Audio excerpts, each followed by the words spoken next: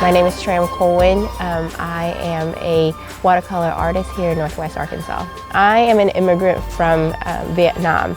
So my family immigrated here when I was 7 years old in 1996. In 1994, the government wanted our land because they thought it was a really good place to grow a business there. And so they came and decided to come to our house and wrecked it down one day.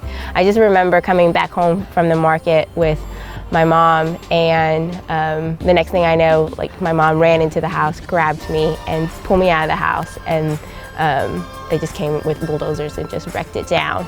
And so after that event, my family, we lived under the triangle part of the roof of our house for a year, and because my parents refused to move off our land. After a year of living there, my parents, the government just gave up because they realized that we weren't going to be moving anywhere. But after a while, they realized that the best thing for my sisters, and I have two older sisters, was to move to America, and that was whenever we started the interview process in order to come to the U.S. So the experience of coming to America, I was 7 years old at the time. I didn't really have any expectations of what it was like living in the U.S. I just know that, the idea of the American dream was here. The amount of English I knew was like, hi, my name is Tram, and thank you, and hello, and that's about it. And so very, very little way of communication. And so whenever being in second grade, I just remember my first day of second grade not understanding a single thing at all. And for me, one of my first friends in the U.S., I remember we would always sit on the playground and she'll try to teach me different words like swing or, seesaw or something like that. And so I think eventually through those kind of interaction with each other, and I've always just loved art. Growing up and watching my mom doodle, I would start doodling myself. And so the way that I kind of thanked my friend was to just draw her little drawings and everything, and just to communicate to her my gratitude. And that was also a form of communication for me, even though at that time I didn't have much to give as far as English communication. In a way, I was kind of sharing my culture with her through little doodles, But, growing up, I think I've always loved art, but I never really told my mom, Mom, I want to be an artist.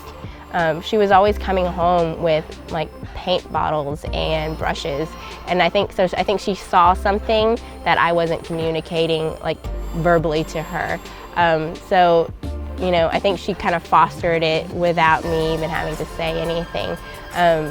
So it just made sense, for me to do art, and I think they're really proud.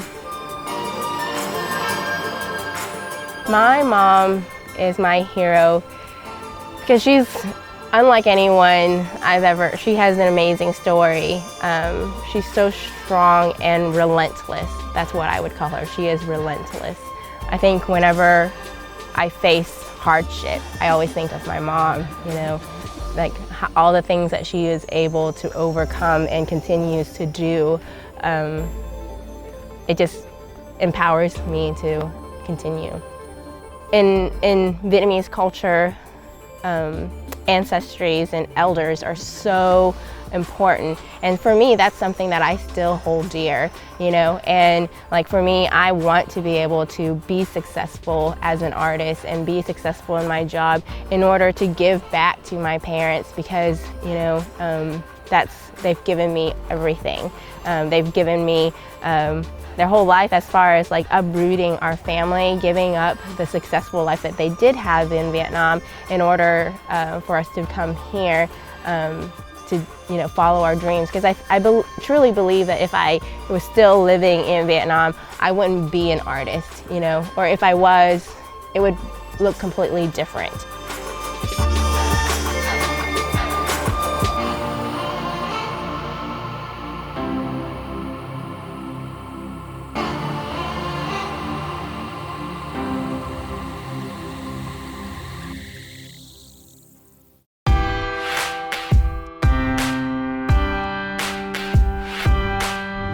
I love teaching.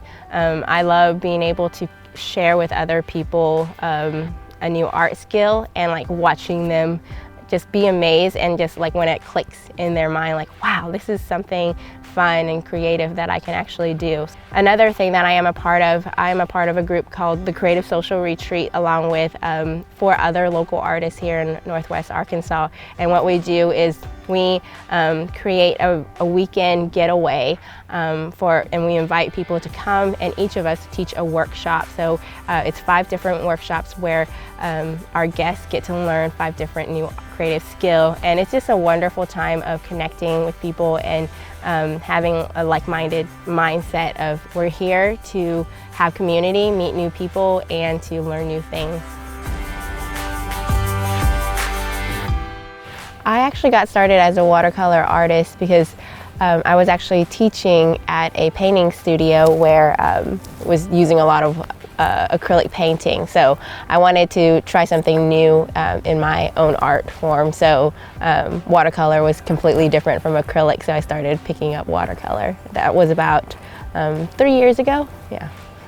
With watercolor, you kind of have to approach it more carefully, or at least I do. There's probably other watercolor artists out there that is a lot more abstract and, you know, very, very beautiful, and they can just let it go. But for me, whenever I approach, my approach to watercolor is very different, as far as being very intentional with where I place my paint and thinking through the different layers. I'm an A-type, which a lot of times people are like, but you're a creative person, you can't be an A-type. I'm a bit of a perfectionist, and I like to control things, and watercolor forces me not to control. The trick to watercolor for me is like, what can I control and what can I let go of? And I think it's also something that, you know, as a person, it's also like a lesson for me too, of like, what things can I control in my life and what things can I need to just let go of. And I think that's the beauty of watercolor for me, is that characteristics of learning to just let it go. For me, the most important thing about art is that its ability to communicate and also bring community. You know, and as an immigrant myself, like, I know the blessings of what this country has given me, and the opportunities. Like, just sitting here, being here in this beautiful place, and being able to pursue my talent as an artist. Like, I wouldn't have been able to do that in Vietnam. You know, I can only imagine how many people, like, how many immigrants or how many refugees have a heart, or if they have a talent for so many amazing things, if only we give them a chance to achieve it, what that could bring to our community and to the world.